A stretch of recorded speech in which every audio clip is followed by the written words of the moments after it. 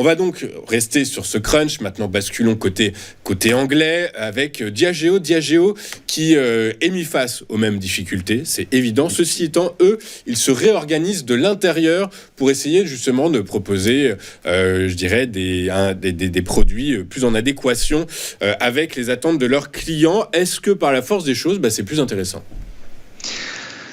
Hélas, je vais être obligé d'accepter la défaite française face à l'ennemi ancestral anglais. Je parle de sport, évidemment, pas du tout d'économie. Diageo, c'est aussi l'histoire d'une méga fusion. C'est une fusion entre Guinness, les fameuses bières irlandaises, je crois de mémoire, et une société qu'on ne connaît pas spécialement en France, mais qui s'appelait Grande Métropolitane et qui avait un portefeuille important dans les whiskies. Donc on est vraiment sur des alcools plutôt britanniques, clairement.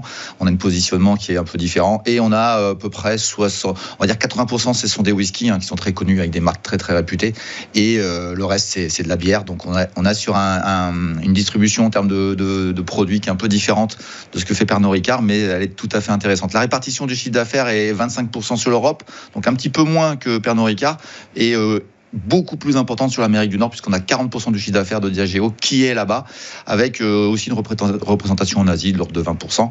Et ça fait qu'on a un mix qui me paraît assez intéressant. Et évidemment, la partie, je dirais, politique de ce que Donald Trump va faire est certainement intéressante, mais j'ai envie de vous dire, les Anglais n'ont pas trop à s'inquiéter par rapport à ça. Ils sont hors de l'euro maintenant, hors de l'Europe.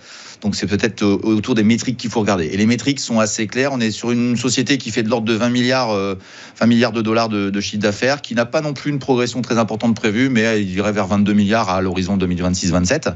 Et par contre, la grande différence qui me fait vraiment préférer Diageo, c'est sa marge d'exploitation, puisqu'on est à 28. Alors elle se maintiendrait, elle ne monterait pas, mais 28% de marge d'exploitation, c'est très très important, c'est bien meilleur que son homologue, et on est sur un PER qui est pas très différent, de l'ordre de 18, on va vers 16, donc c'est historiquement très peu cher.